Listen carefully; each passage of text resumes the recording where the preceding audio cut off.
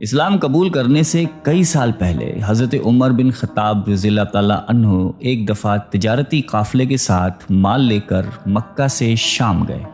قافلے میں قریش کے کئی اور بڑے سردار بھی شامل تھے۔ یہ قافلہ شام کے سب سے بڑے شہر دمشق گیا اور وہاں اپنا مال بیچ کر مکہ واپس روانہ ہوا۔ تھوڑا سا فاصلہ طے کرنے پر حضرت عمر کو یاد آیا کہ ان کی ایک رشتہ دار خاتون نے انہیں کچھ سونا دیا تھا کہ اسے بیچ کر اس کے لیے کچھ کپڑے وغیرہ لیتے آئیں۔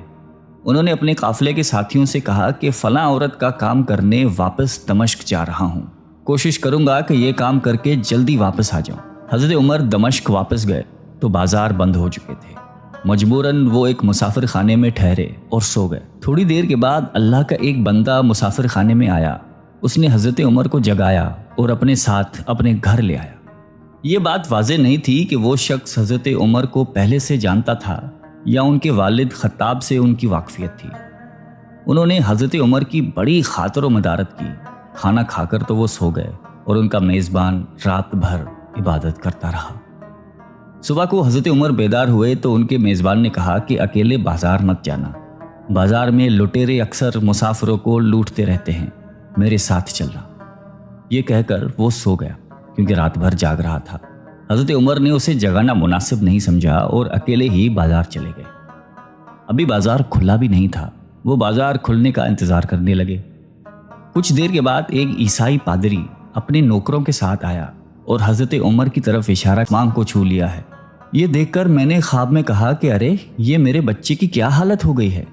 کسی نے کہا کہ یہ لڑکا دنیا اور آخرت میں بھلائی پانے والا بنے گا۔ جاہلیت کے زمانے میں اس قسم کی باتوں کا مطلب میرے سمجھ میں نہیں آتا تھا۔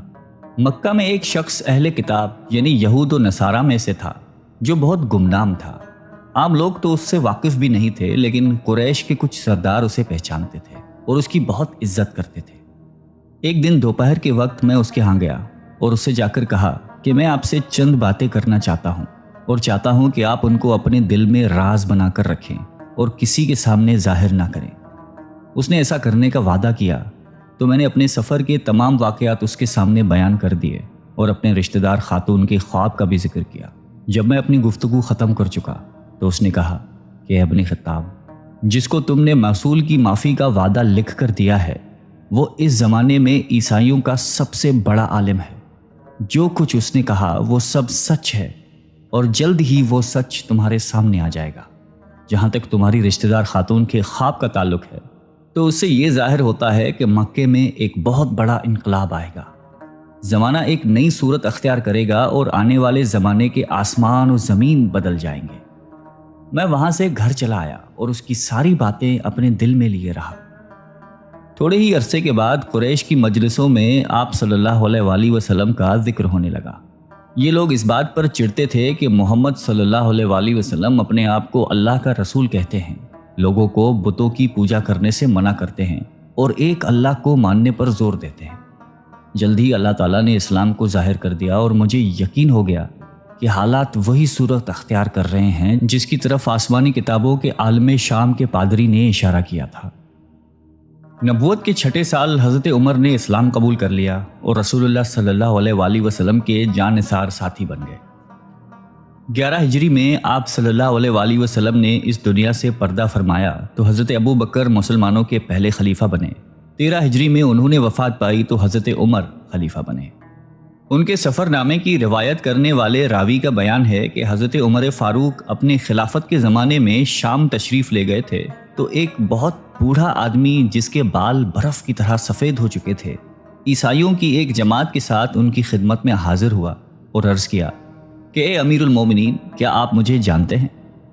حضرت عمر نے فرمایا کہ اگر آپ شام کے فلاں نگر کے پادری ہیں تو میں آپ کو پہچانتا ہوں۔ اس نے کہا کہ جی ہاں، میں وہی پادری ہوں۔ حضرت عمر فاروق رضی اللہ تعالیٰ عنہ نے فرمایا کہ میں نے آپ سے لکھ کر جو عہد کیا تھا وہ آج بھی قائم ہے۔ اللہ تعالیٰ نے اپنے رسول صلی اللہ علیہ وآلہ وسلم کے ذریعے ہمیں عزت بخشی۔ انہوں نے ہمیں اللہ تعالیٰ کی پسندیدہ دین اسلام کی طرف دعوت دی اور ہم نے یہ قبول کی۔ آپ ہی نے مجھے ان باتوں سے آگاہ کیا تھا، اب آپ کو کون سی چیز اسلام سے قبول کرنے سے روکتی ہے؟ بوڑھے پادری نے حضرت عمر کی باتیں سن کر اسی وقت اپنے ساتھیوں سمیت کلمہ پڑھ کر اسلام کی دولت حاصل کر لی۔ اللہ تعالی ہم سب کو قلب سلیم عطا فرمائے اور قرآن اور حدیث پہ چلنے کی توفیق عطا فرمائے، آمین۔